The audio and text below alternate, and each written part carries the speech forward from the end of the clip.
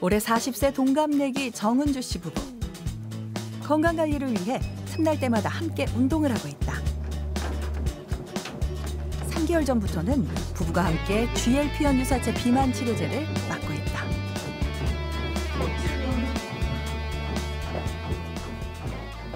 제가 그때 완전 제 인생의 최고 뚱뚱이 시절이었거든요. 당화혈 색소도 약간 간당간당. 그거 공복 혈당도 거의 그때도 완전히 모든 게 다 살 빼야 되는 방에 혈압도 높고 그래서 가서 처방 받고 살이 빠지니까 남편도 오, 살이 빠지네? 약간 이래서 그때부터 같이 제가 한 달 먼저 하고 남편이 한 달 늦게 시작을 했고 주사 치료를 시작하고 3개월간 7kg이나 감량했다는 아내. 하지만 남편은 똑같은 약제에도 체중에 큰 변화가 없는 상태다.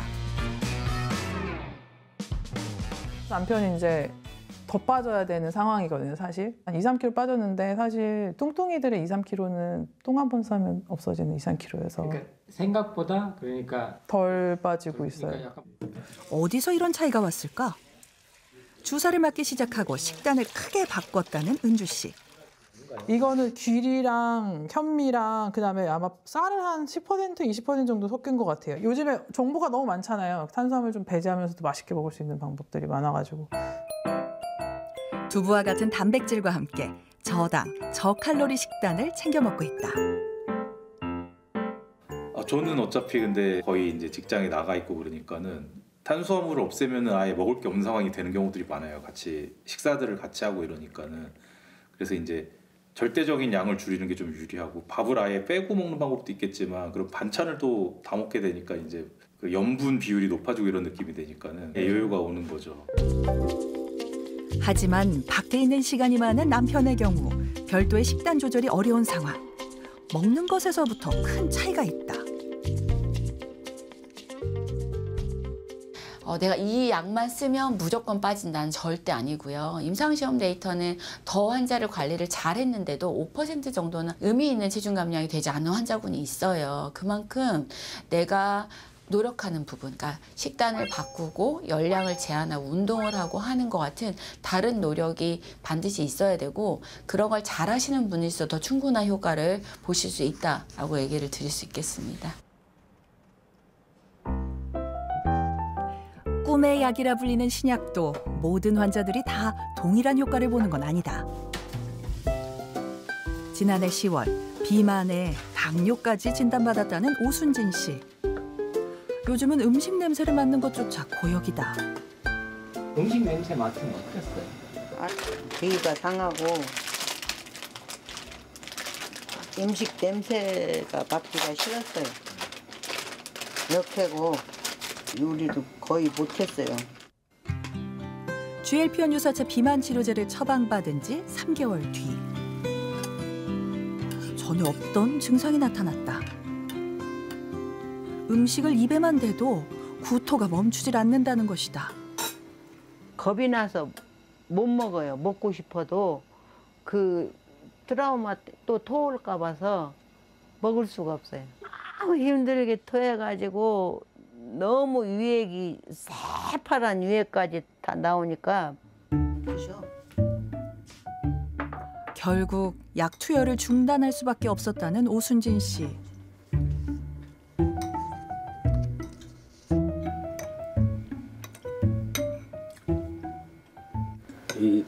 안 토해야 되는데.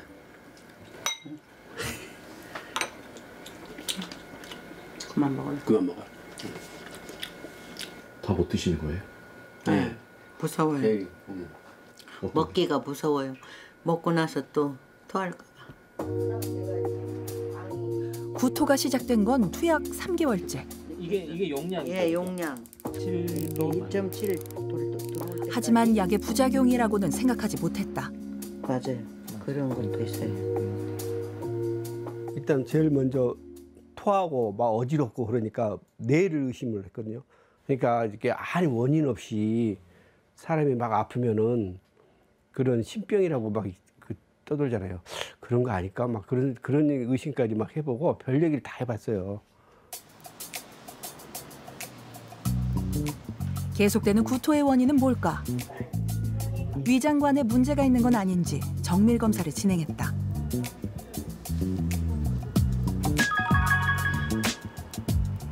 검사에서는 별다른 이상이 발견되지 않은 상황. 그렇다면 이대로 약 투여를 중단해도 되는 걸까? 그러니까 여기 앉으시면 됩니다.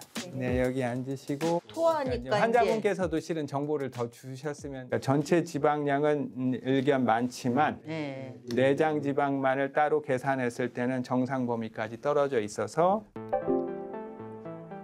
GLP-1 유사체 비만 치료제를 투여한 이후 내장 지방량은 오히려 정상 범위까지 줄어들었다. 이렇게 오순진 씨처럼 체중 감량의 효과를 보기 위해서는 약의 용량을 단계적으로 증량하도록 권장하고 있다. 문제는 이 과정에서 부작용이 나타날 수 있다는 것이다. 이럴 땐 어떻게 해야 할까? 지금 1, 2단계는 실은 거의 부작용이 없어요. 근데 3단계부터 좀 부작용이 있을 수 있고 이 약은 그런 부작용이 있을 수 있어서 그 부작용을 최소한도로 하려면 천천히 올려야 돼요. 이제 사람마다 반응이 차이가 있을 수 있어서 이제 그럴 때는 3단계에서 좀 멈추든지 아니면 일주일에 한 번 맞는 건데 2주에 한 번 맞는다든지 용량을 줄여서 맞는다든지 다양한 방법이 있습니다. 교수님, 아무리 뭐 진짜 만병통치약, 신의 약이라고 해도 약이라는 건 부작용이 있을 수 있는 거잖아요. 그럼요. 세마글루타이드의 부작용은 장 운동이 느려지기 때문에 소화가 안 되는 것 같고 약간 미식미식거리고 설사나 변비 같은 장 운동과 관련된 부작용이 가장 흔하게 일어날 수가 있고요.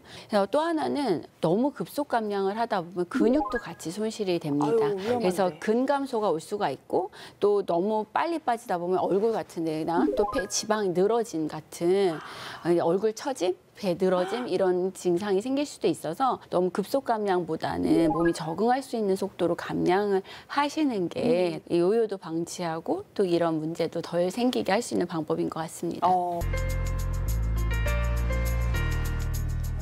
당뇨와 고혈압 등 비만 합병증이 심각했다는 이성우 씨. GLP-1 유사체 신약 임상시험에 참가하고 있다. 이게 작년 5월에 찍었던 심장 CT 사진이고 여기가 가장 중요한 주관상동맥입니다. 우리나라로 치면 경부고속도로. 경부고속도로가 막히면 안 되겠죠. 근데 경부고속도로의 대전쯤에 지금 이렇게 많이 좁아져 있습니다. 50% 누가 봐도. 보이시죠? 비만 치료제를 복용한 후 관상동맥 협착증까지 개선된 모습이다. 실제로 한 대규모 임상 연구에 따르면 GLP-1 계열의 새로운 약제들이 심부전 등 심혈관계 질환을 개선시키고 사망 위험을 줄이는 데 효과가 있는 걸로 나타났다.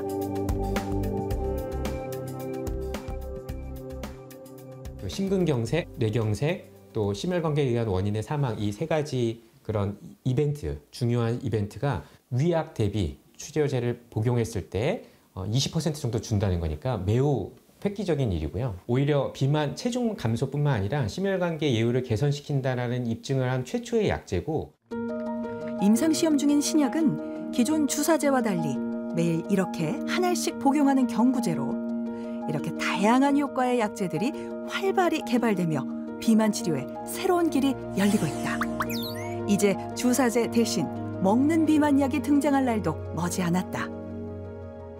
대표적인 호르몬들을 복합해서 치료제를 만드는 과정은 계속 진행되고 있고 새로 약이 개발되고 있습니다. 고도비만은 고위험군 고도비만 불치병이 치료하는 세상이 열린 건 상당히 고무적이고 지금까지 여러 가지 임상 데이터를 보면 GLP-1도 새로운 GLP-1들이 새로 개발되고 있고 제형 자체도 매일 맞는 거, 일주일에 한 번 맞는 거, 한 달에 한 번 맞는 거 개발이 되고 있는 상황인데 저희 진료하는 입장에서는 환자들 입장에서는 다양한 옵션이 이제 생기고 차등화된 효과를 가지고 있다는 약제가 나온다는 건 상당히 좋은 일이죠.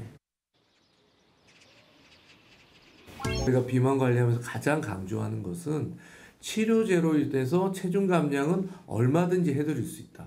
대신 이 체중을 유지하는 거는 본인이 생활을 어떻게 바꿔가는 게 중요하기 때문에 본인이 운동과 식이를 통해서 체중을 뺄 텐데 그 빼가는 과정에 도움을 주는 요소지 그것이 안 되면 약제로 빼준 체중은 허상에 불과하다라는 걸 꼭 알고 본인이 흐트러진 생활 습관을 잘 만드는 게 제일 중요하지 않을까 싶습니다.